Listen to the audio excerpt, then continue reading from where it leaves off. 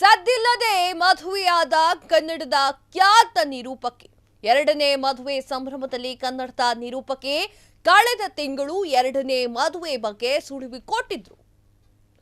2023ರಲ್ಲಿ ವಿಚ್ಛೇದನ ಪಡೆದಿದ್ದಂತಹ ನಿರೂಪಕಿ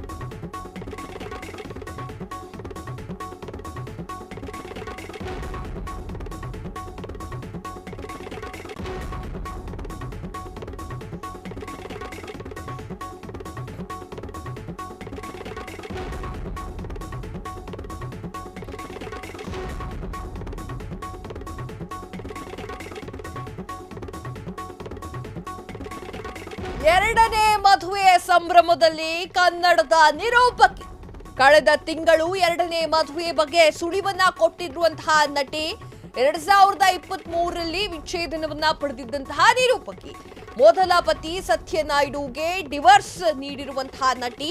ಹಾಗಾದ್ರೆ ಆ ನಿರೂಪಕಿ ಯಾರು ಅಂತೀರಾ? ಆ ನಿರೂಪಕಿ ಬೇರಾರೂ ಅಲ್ಲ, ಚೈತ್ರ ವಾಸುದೇವ್. ಚೈತ್ರ ಎರಡನೇ ಮದುವೆ ಮಾಡಿಕೊಂಡಿದ್ದಾರೆ.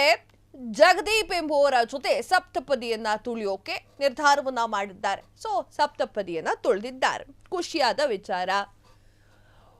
ಒಂದು ಜೀವನ ಸಂಗಾತಿಯನ್ನ ಹುಡುಕೋಬೇಕಾಗಿತ್ತು, ಹುಡುಕೊಂಡಿದ್ದಾರೆ.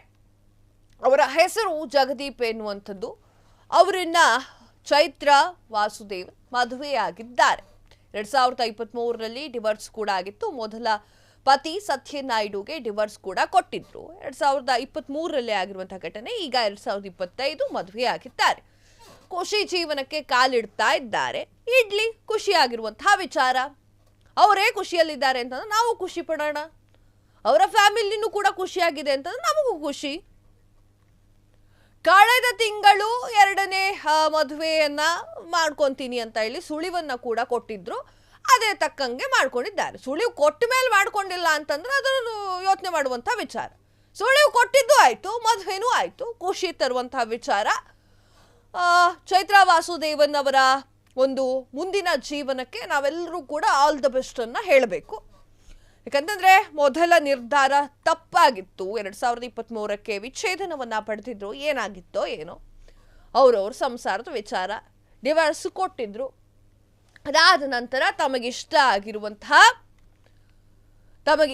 ಆಗಿರುವಂತಹ ಜಗದೀಪ್ ಅವರ ಜೊತೆಗೆ ಎರಡನೇ ಮದುವೆ ಆಗಿದ್ದಾರೆ. ಅವರ ಫ್ಯಾಮಿಲಿ ಕೂಡ ತುಂಬಾ ಖುಷಿಯಾಗಿ ಜೀವನವನ್ನ ಮಾಡೋಕೆ ಮುಂದಾಗಿದ್ದಾರೆ. ಆಲ್ ದ ವೆರಿ ಬೆಸ್ಟ್ ಅಂತ ಹೇಳಬಹುದು ಹೊರತು ಕರುನಾಡಿನ ಜನರು ಕೂಡ ಅವರಿಗೆ ಆಲ್ ದ ಬೆಸ್ಟ್, ಕಂಗ್ರಾಚುಲೇಷನ್ ಅಂತ ತಿಳಿಸಿ. ಯಾಕಂತಂದ್ರೆ ಏನೋ ಒಂದನ್ನ ಮರ್ತು ಬೇರೆ ಎಲ್ಲೋ ಕಡೆಗೆ ಹೋಗಿ ಜೀವನವನ್ನ ಕಟ್ಕೋಬೇಕು ಅಂತ ಅವರು ಕೂಡ ಆಸೆಯಲ್ಲಿರ್ತಾರೆ. ಅದಕ್ಕೆ ತಣ್ಣೀರು ಎಡ್ಸೋದು ಬೇಡ, ಖುಷಿ ಪಡೋಣ ನಾವು ಕೂಡ. ಅವ್ರವ್ರಿಗೆ ಬಿಟ್ಟು ವಿಚಾರ. ಆರಾಮಾಗಿರಿ ಅಂತ ಹೇಳ್ಬೇಕಷ್ಟೇ.